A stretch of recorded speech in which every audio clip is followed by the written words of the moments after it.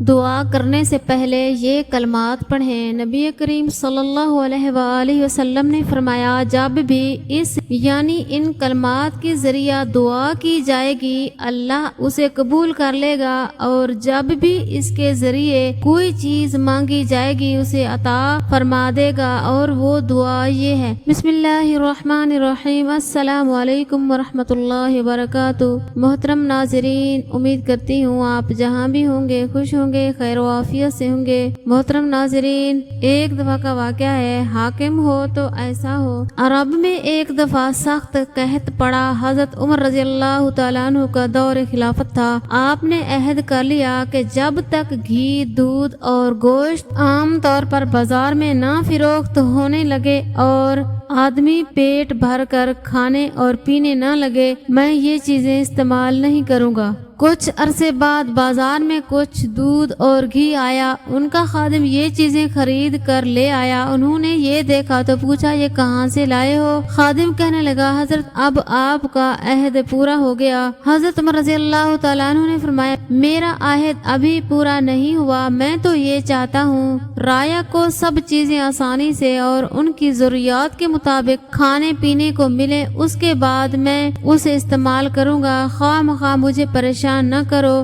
یہ چیزیں اٹھا کر لے جاؤ اور لوگوں میں تقسیم کر دو۔ حضرت عمر بن خطاب رضی اللہ تعالیٰ عنہ خلافت سنبھالنے کے بعد بیت المال میں آئے تو لوگوں سے پوچھا، حضرت ابو بکر صدیق رضی اللہ تعالیٰ عنہ کیا کیا کرتے تھے؟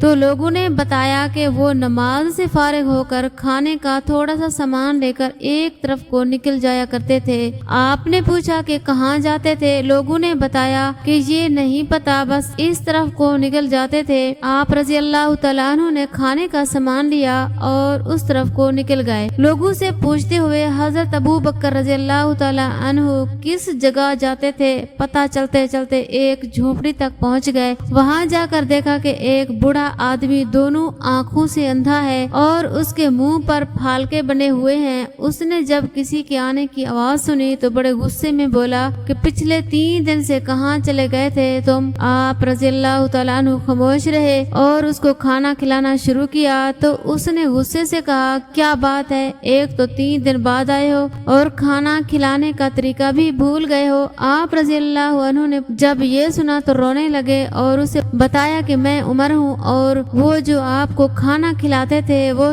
مسلمانوں کے خلیفہ ابو بکر تھے اور وہ وفات پا چکے ہیں۔ جب اس بوڑھے نے یہ بات سنی تو کھڑا ہو گیا اور کہا، اے عمر، مجھے کلمہ پڑھا کر مسلمان کر دے۔ پچھلے 2 سال سے وہ آدمی روز میرے پاس آتا اور کھانا کھلاتا رہا، ایک دن بھی اس نے مجھے نہیں بتایا کہ میں کون ہوں۔ ایک دفعہ کا واقعہ ہے، ایک بہت بڑا بحری جہاز ڈوب جاتا ہے، اس میں سے صرف ایک ہی آدمی بچتا ہے، وہ کنارے پر تیر کر پہنچ جاتا ہے۔ کافی دن بیچارہ بھوکا پیاسا ساحل پر پڑا رہتا ہے، وہ ایک عجیب سے جزیرے پر اکیلا رہ جاتا ہے۔ آخر کار اپنا ایک ہٹ جھونپڑی تیار کرتا ہے، جھاڑیاں اور تنکے اکٹھے کرتا ہے اور اپنے لیے ایک چھت بنا لیتا ہے۔ کافی دن اسی طرح اس جزیرے پر صبر کرتا رہتا ہے اور روز تھوڑے بہت پھل کھا کر گزارا چلا رہا ہوتا ہے کہ ایک دن جب وہ جنگل سے پھل لا رہا ہوتا ہے تو دیکھتا ہے کہ اس کے ہٹ جھونپڑی کو آگ لگی ہوئی ہوتی ہے۔ وہ بہت دل برداشتہ ہوتا ہے اور سوچتا ہے کہ اے میرے خدا، میرے ساتھ ایسا کیوں کر رہا ہے؟ وہ بہت روتا ہے اور روتے روتے سو جاتا ہے۔ جب اس کی آنکھ کھلتی ہے تو دیکھتا ہے کہ ساحل پر ایک بڑا بحری جہاز کھڑا ہوا ہوتا ہے۔ وہ بہت خوش ہوتا ہے اور اس کی طرف بھاگتا ہے۔ بحری جہاز میں سوار ہو کر وہ ان سے پوچھتا ہے کہ انہوں نے ادھر کا رخ کیسے کر لیا؟ تو وہ اس کو بتاتے ہیں کہ انہوں نے جزیرے سے دھواں اٹھتے ہوئے دیکھا تھا اور وہ سمجھ گئے کہ کسی کو ان کی مدد کی ضرورت ہے۔ اس آدمی نے دل میں اپنے رب کا شکر ادا کیا کہ اس کا گھر جل گیا، مگر اس میں اسی ہی کی اپنی بھلائی پوشیدہ تھی۔ جو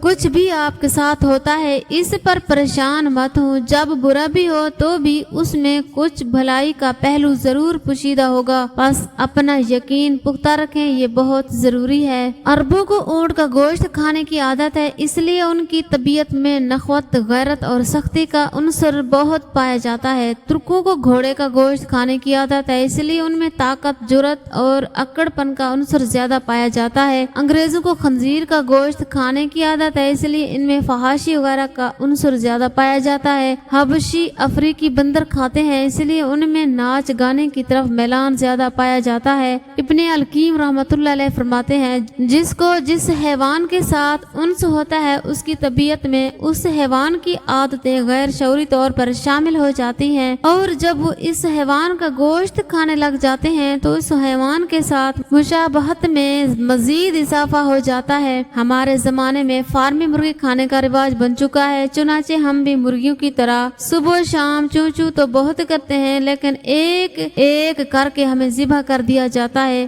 فارمی مرغی کا گوشت کھانے کی وجہ سے ہم میں سستی، کاہلی کی، ایک جگہ ٹک کر بیٹھنے کی، سر جھکا کر چلنے کی اور پستی میں رہنے کی عادتیں پیدا ہو چکی ہیں۔ دعا کرنے سے پہلے یہ کلمات پڑھیں۔ نبی اکرم صلی اللہ علیہ وآلہ وسلم نے فرمایا جب بھی یعنی ان کلمات کے ذریعہ دعا کی جائے گی اللہ اسے قبول کرے گا، اور جب بھی اس کے ذریعہ کوئی چیز مانگی جائے گی اسے عطا فرما دے گا، اور وہ دعا یہ ہے اللہم لا الہ الا انت المنان بدیع السماوات والارض ذی الجلال والاکرام۔ اے اللہ تیرے علاوہ کوئی معبود نہیں، تو بہت ہی احسان کرنے والا، آسمانوں اور زمینوں کو پیدا کرنے والا ہے، اے ذو الجلال اور اکرام والے۔ حضرت معاذ بن جبل رضی اللہ تعالیٰ عنہ سے روایت ہے رسول اللہ صلی اللہ علیہ وآلہ وسلم نے ان کا ہاتھ پکڑ کر ارشاد فرمایا معاذ